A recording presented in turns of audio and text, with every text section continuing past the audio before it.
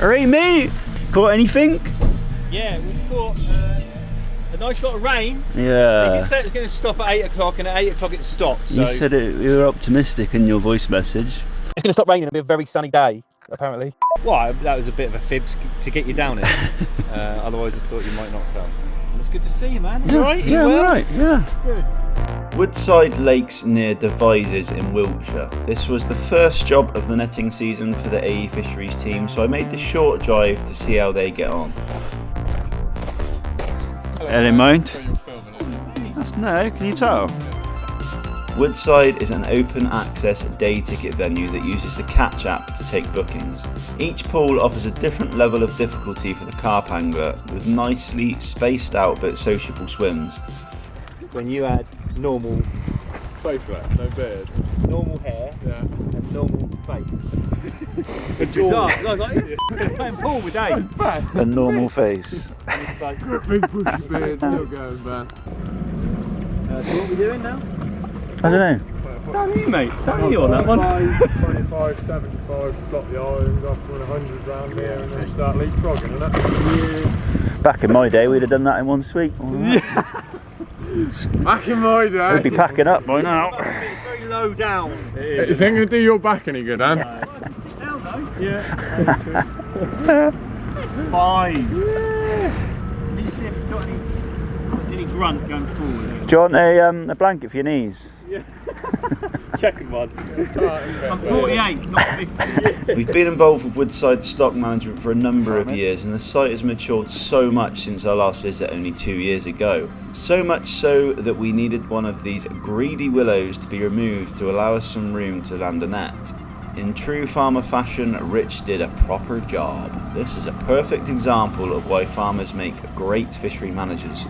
The get it done attitude removes the problem forever, whereas some fisheries would have just tickled it with some garden clippers.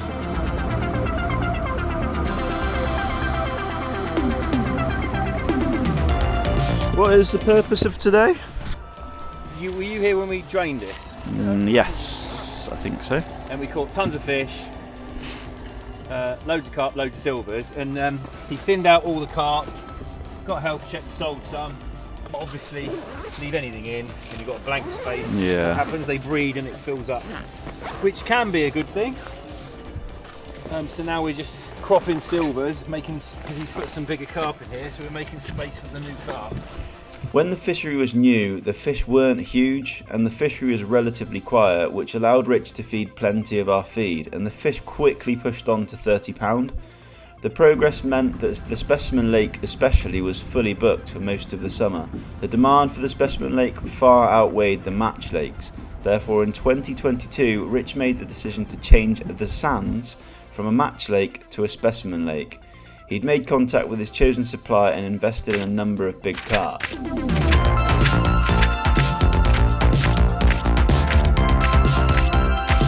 However, the stockfish have since shown to lose weight since their introduction. Although Rich did make efforts to make as much space as possible before stocking the fish, the nature of the lake bed on the sands doesn't lend itself to easy and effective netting, so there's still plenty of small carp that have evaded Rich's past efforts of removing them. Yeah. I'm going to cut all these out, this like that. Honestly, Rich, the places we go to which don't touch anything for years, Yeah. massively regret it, because then they're left with massive trees. Well, it's just a massive job, isn't it? Yeah. Like that now, if it gets, another 2 or 3 years, that is quite a big job then, isn't Yeah. Because you're always trying to put the net in the best place to give you the best chance to catch the most amount of fish, rather than, if we drop it up there, that's counterproductive massively.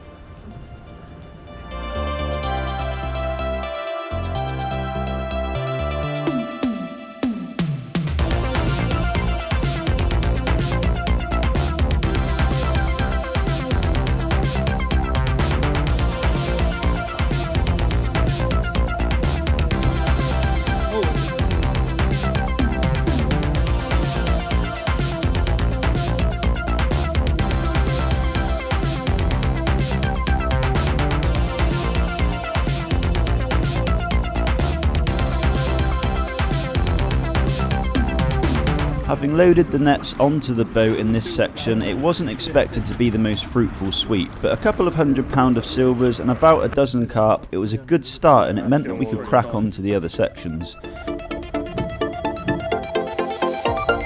Using nets to divide the lake into sections allows Andy to do a thorough job, rather than chasing the fish around the lake. With it being the middle of October, it was still very mild and the fish are still very mobile, which makes the job that a little bit more challenging. The island meant that 2 sweeps would need to be made, so stop nets were positioned here and here, allowing us to focus on this first sweep before moving down the lake. Shooting all these nets isn't Andy showing off, it's purposefully done to stop fish from moving. Once this first sweep was done, that net can then be repositioned before starting the second sweep. That stops the fish from moving back into this completed section, and we can focus on the rest of the lake.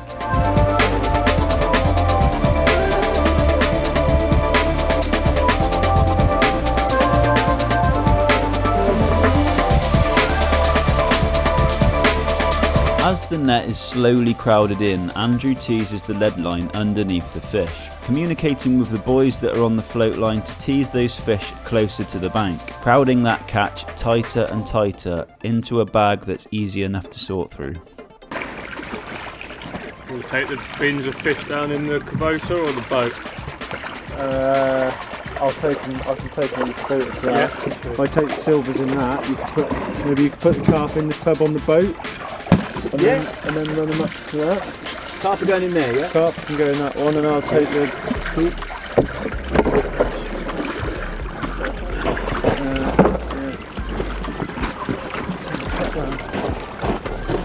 Once the leads are in, the fish are crowded and the carp tend to burrow down to the bottom of the bag, which actually pushes the silvers to the top, allowing the boys to net them off. The silvers are a lot more delicate than the carp and particularly more sensitive to milder weather. They stress quickly, which causes them to produce a lot of mucus. This excess mucus production makes the water quite slimy, which then compromises the efficiency of dissolved oxygen diffusions via the gills, so we separate the silvers before we focus on the big fish.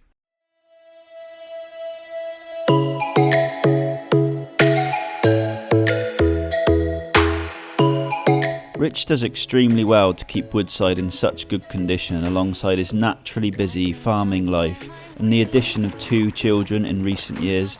It's great to see this farm diversification project rising with popularity, but challenges come with the increase in popularity. As Woodside has matured and good word spread to more local anglers, the opportunity to feed between anglers is squeezed. Therefore, supplementary feeding has escaped routine at Woodside. Although the carp look in great condition, the increase in angling pressure and lack of supplementary feeding leave huge opportunity to get these young stockfish back on that upward growth trajectory. I bet they do a lot more growing this year than they did last year.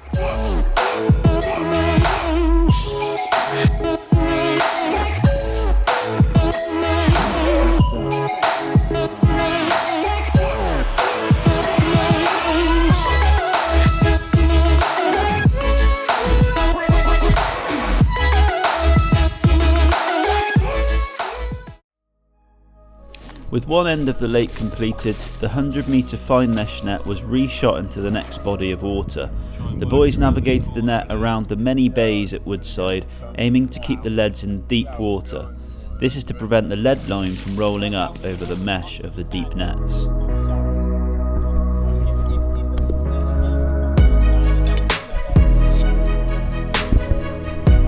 This other half of the lake was broken up with 2 100-metre sweeps and a smaller 75-metre sweep behind the island. With 2 nets ready to land, the boys focused on the smaller of the 3 nets so we could finish the day with the glory sweeps.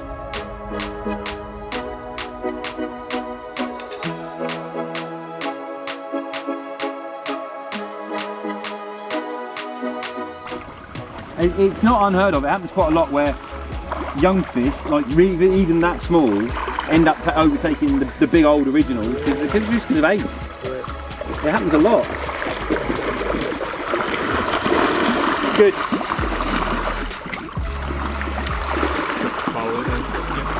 Shit common, really.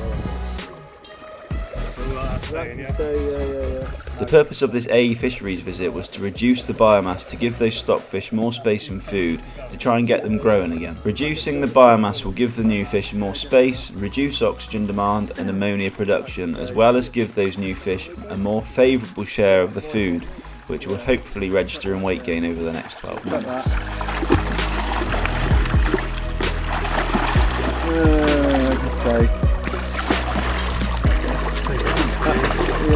I don't really want it. Cut that. Yeah. That's safe. Cut that. That's safe. Cut that. Yeah. Keep that. Keep that. Keep that. Yeah. I'm not really worried about the slightly smaller mirrors because there's loads of little shit coming there. Yeah, check that. Keep that, yeah.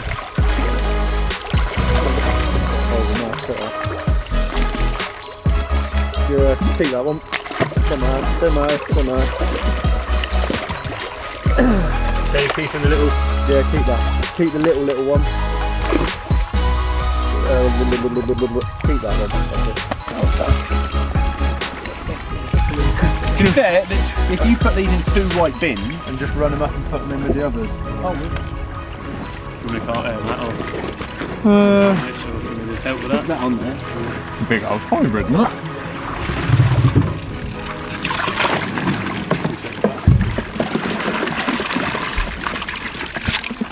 Good, it took out. Good at dodging that. Yeah. Start to the day.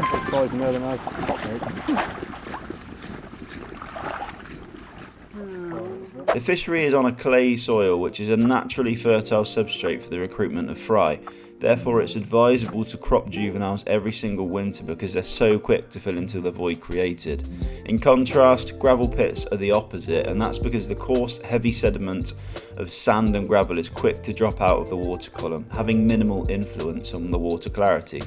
The clear nature of the water in gravel pits allows sunlight to penetrate. Rooted weed beds then grow from that lake bed. When rooted weeds grow, the habitat is created for invertebrates that feed on fish eggs and fry.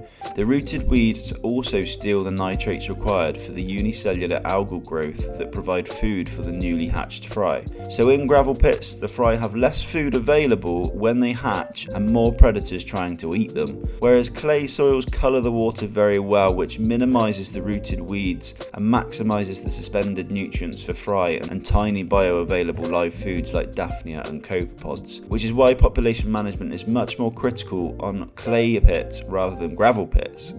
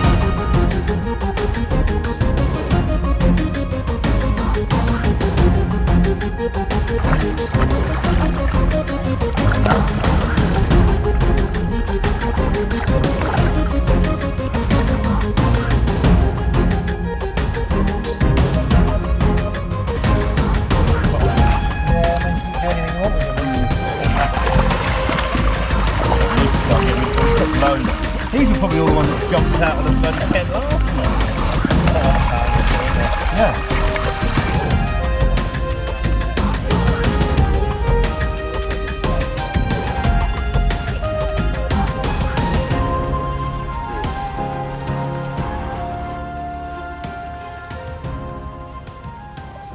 The sheer volume of silvers removed in total shows just how important annual cropping is in fertile clay waters like Woodside.